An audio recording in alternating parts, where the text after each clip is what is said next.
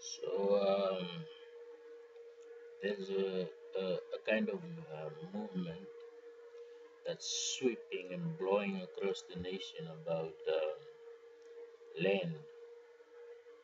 Something that should have been addressed years ago. It's coming back to haunt the current regime in power, and of all times during elections. And it's kind of obvious that a lot of elites, as they're called, have a lot to lose. If people actually stand together in arms and declare that they want their land back. Because, it's not only the Caucasian members of our country that has land, it is also the former liberators of our country that occupies a lot of land. And to them, the land is their asset.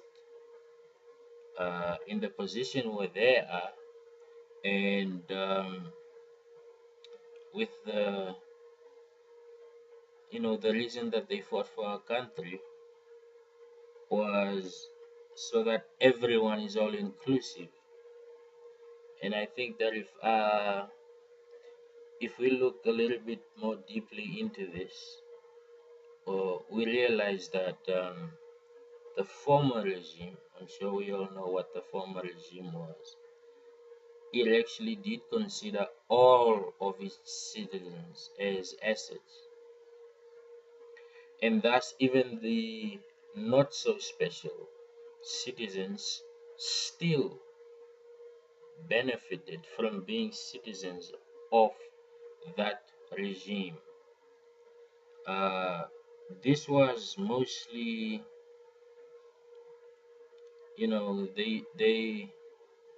they did this by segregating a certain portion of the society, of the community, of the country, and giving all of the loot, you know, and thus it rained. It filtered down just enough to keep the ones on the ground happy.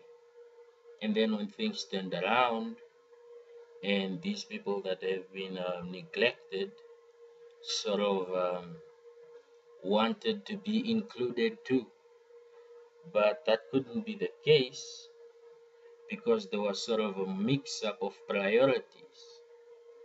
There were those that were fighting to liberate everyone, and then there were those that were basking in being in the top leadership. There's this misconception that civil servants only have a duty toward their government.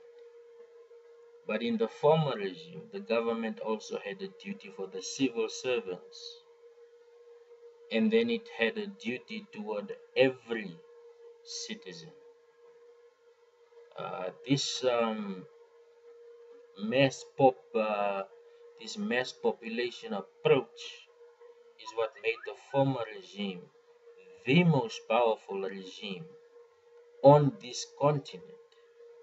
We can try to hide that fact as much as we like, but that was the most powerful regime on this continent. And they did it basically by putting state first. They made every citizen an asset. They made sure no one was hopeless. And right now, everybody is hopeless. People can talk because the boss might fire you. People can talk because then it means that you have the possibility for getting another job. It becomes even smaller and even harder than it already is. And it also means that people that need certain medical attention, especially in the rural areas, can't get it because those are the third class citizens of our country. and I'm actually very proud of the rural areas because those people are doing things on their own. A lot of them have electricity in their homes. A lot of them have taps in their homes. And they're paying the little that they have. You know, to accommodate this luxury. And that's a good opportunity for electricians. To go into the north and to light up these houses because it's kind of being done like it's being done in Kambashus and so forth in the homelands now. Uh, So this mix up of priorities is mainly due to age. Um, I'm old enough to have seen what I have seen and to have suffered what I have suffered. You're too young. You still don't know life. You haven't walked in our footsteps. You didn't have to put your life on the line. You know. So the question is, are we so comfortable that you know, we won't stand up for what's right? This week I've sort of been watched, so I kept a low profile uh, because it's all about information. And what I realized about information is some people can get information but not understand it. So the process is kind of slow. When they get the information instantaneously, there's someone else that's saying, don't listen to that. That is a lie. Just live life according to the system that's there. And the system that's there isn't really working. Now you're being informed, or people get informed so that they can make up their own minds. People are not being pushed into a certain direction. If you think the message is irrelevant, then it's irrelevant. If you don't think the message is irrelevant, then take what you get and use it. Take what you get and use it.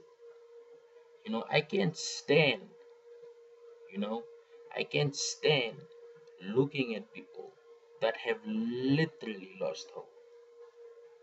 Literally. You should go to some of the places where they dispense garbage and see in what conditions those people live. People go there, throw their garbage, and then turn around and move. Why?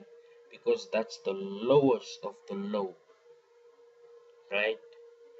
Their biggest crime was being born in a society where they didn't matter. And the land issue that's going around, it's sort of the beginning of something else. It's the beginning of a state. It's the beginning of the state. It's the beginning of society, thinking about society. And it's also waking up the youth. The youth always get indoctrinated. So what we want to do is spread so much information to have them think for themselves so that they can free themselves. And you know what? You can include me in that too. You can say, I want to be free too. We all want to be free. We want to be free thinkers. I don't think we have to completely destroy democracy or we have to change democracy in order for us to achieve a vision. At this moment, when the population isn't 50 million, when the population isn't 30 million, for us to educate ourselves. And the sad part is not everyone gets educated in a classroom, or not everyone that's educating is content with the fact that they're educated. And there are different ways to acquire information. And this got me thinking, the rural areas, these are the areas that are basically the backbone of parties in this country. This is where most votes come from, and this is where the most power is. And I think this year I want to go back again, and uh, I want to talk to a lot of people, to a lot of youth there, understand their position, and see what we can do.